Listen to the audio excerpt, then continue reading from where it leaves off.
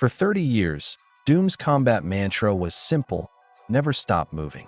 But the Dark Ages shatters that legacy with one game-changing addition: the Shield Saw. Set as a prequel to the 2016 reboot, this medieval fantasy twist trades acrobatic dashes for tactical parries, tank-like aggression, and a rhythm that feels more Dark Souls than Doom Eternal.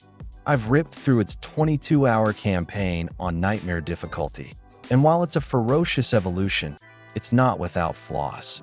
Let's dissect what works, what stumbles, and whether this bold reinvention earns its place in the Slayer's arsenal. Forget Mars. The Dark Ages plunges us into a war-torn realm where Gothic cathedrals crumble under demonic siege and alien swamps fester with Lovecraftian horrors. This isn't just a palette swap, it's a fundamental shift. Gone are UAC facilities, replaced by Sentinel fortresses under siege, Maker temples corrupted by hell, and nightmarish dimensions ripped straight from Bosch paintings. The art team went hard. Imagine cacodemons reskinned as flayed, bone-chilling abominations, or pinkies armored like demonic warboars ridden by imps. The atmosphere is thick with dread. Think Diablo meets Event Horizon. However, that grimdark commitment comes at a cost. Expect a heavy reliance on browns, grays, and blood red, sacrificing some of Eternal's vibrant hellscape variety for oppressive, if stunningly detailed, gloom. It's immersive, but occasionally monotonous. Let's address the elephant in the room: you will stop moving. Doom Eternal demanded constant, breakneck speed, and aerial dashes. The Dark Ages declares that era over. The Slayer now feels like a walking fortress, heavier, grounded, and built to absorb punishment as much as dish it out. This isn't slower for the sake of it, it's a tactical pivot. Movement is deliberate. Evading damage means smart positioning and mastering your new best friend, the Shield Saw. Combat focuses on controlled aggression, holding choke points, managing crowds with area denial weapons, and capitalizing on devastating parry counters. While it loses the exhilarating flow state of Eternal, it replaces it with a weightier, more strategic brutality that perfectly fits the medieval theme. Think less speed metal solo, more doom metal riff. It's divisive, but intentional. Your toolbox gets a complete medieval overhaul, ditching grenades and the flame belch for raw, visceral implements. The Shield Saw. This isn't just a weapon, it's the core mechanic. Tap to block, hold to absorb heavy fire, time it perfectly to parry green glowing attacks, with a glorious THONGG sound, or throw it Captain America style to decapitate distant foes. Successful parries stagger even barons, opening them for brutal counters. It's genius, but late-game green attack spam can overwhelm, turning duels into frantic button mashing. Melee reigns supreme. The chainsaw is gone. Ammo drops come from melee executions with savage new tools: the flail, crowd control beast, iron mace, armor-crushing heavies, and blade gauntlet, precise, rapid strikes. Each feels distinct and powerful, rewarding risky close-quarters play. Ranged revolution. Meet the Skull Crusher, a shoulder-mounted cannon firing bone shrapnel that evaporates weak points. The Pulverizer shotgun shreds crowds, while its alt-fire launches a seismic wave. The Ravager railgun picks off heavy targets. Crucially, weapon-specific weaknesses are gone. You can main the Super Shotgun if you want, though upgrades make all 14 guns viable endgame. Aggression resource link. Glory kills drop health, but damaging near-death enemies showers armor shards. This creates insane comeback potential, rewarding you for diving into the fray instead of retreating. High risk, massive reward. The Dark Ages promises spectacle, delivering 2 massive set pieces. Piloting the Atlan mech, you commandeer a 30-story war machine. Sounds epic? It looks incredible, smashing buildings and swatting Hell Knights like flies. Sadly, gameplay devolves into mindless fist spamming and clunky cannon fire. It's visually awesome but mechanically shallow.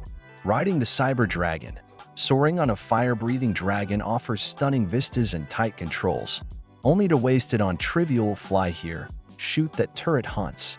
The potential for aerial demon battles is immense, but it's squandered. These sections scream tech demo, visually impressive but undercooked, and disrupt the core combat loop's flow. They're fun once, but feel like padding on replays. Finally, a Doom game that dives deep into the lore. Set during the Slayer's time with the Sentinel army, we witness his early battles, the betrayal by the Mech priesthood, and the forging of his rage. Cutscenes, thankfully skippable, add political intrigue between human kingdoms, Sentinel factions, and demonic legions. Think Game of Thrones meets hell. We see a more vulnerable, humanish Slayer, driven by vengeance but not yet the unstoppable force of 2016. Environmental storytelling shines via hidden Sentinel tablets and corrupted shrines. While the voice acting is solid, Mick Gordon's absence is palpable. The soundtrack is serviceable industrial metal, but lacks the iconic, brain-melting hooks of its predecessors. Performance is where the Dark Ages absolutely dominates. Built on ID Tech 8, it's a technical masterpiece. Buttery smooth, Vulkan API ensures rock-solid performance even in 100 demon brawls. Zero shader stutter. Accessibility king. A massive suite of options. Adjust parry windows, enemy damage, game speed, down to 70% for beginners, extensive HUD customization, colorblind modes. Optimized Fury. On an RTX 4050? Expect 70 to 80 FPS on Ultra at 1080p. Higher-end cards crush 4K. Ray tracing is included and actually optimized, unlike many UE5 titles. DLSS/FSR savvy. FrameGen boosts FPS, but adds noticeable input lag. Avoid it for intense fights. Minor bug. A rare progression halt in Mission 14 exists, but patches are confirmed. Overall, it's PC port perfection. Critics largely loved it, average 87 out of 100, praising its bold new direction, atmosphere, weapon design, and the shield saw's depth. 3 million players in week 1 cemented its commercial success. However, the community is split. Newcomers praise, hail the accessible yet deep combat, stunning world, and fresh take. A brutal power fantasy. Eternal veterans criticism, miss the high-speed, precision dance. Criticize repetitive late-game arenas, underbaked vehicle sections, and the loss of strategic weapon-swapping depth. Feels like a sidestep, not an evolution. The divide is real. It's not Eternal 2. It's its own beast. So, is Doom the Dark Ages essential? Absolutely, but with caveats. For new players, this is a 9 out of 10 gateway into Doom's madness. Accessible, insanely satisfying, dripping with atmosphere. Buy it. For Eternal diehards, temper expectations. It's a 7.5 out of 10, a brilliant but flawed experiment. The shield saw combat is innovative and empowering, the weapons feel amazing, and the world is stunning. But repetitive arenas, shallow vehicle segments, and the loss of Eternal's intricate dance hold it back. Rent or wait for sale if pure speed is your jam. Ultimately, the Dark Ages successfully reinvents Doom for a darker, heavier era. It trades finesse for raw, bone-crunching impact. It's not perfect, but when that shield saw-thongs a barren swing back in its face, and you crush its skull with your flail, pure, unfiltered gaming catharsis. Agree or disagree?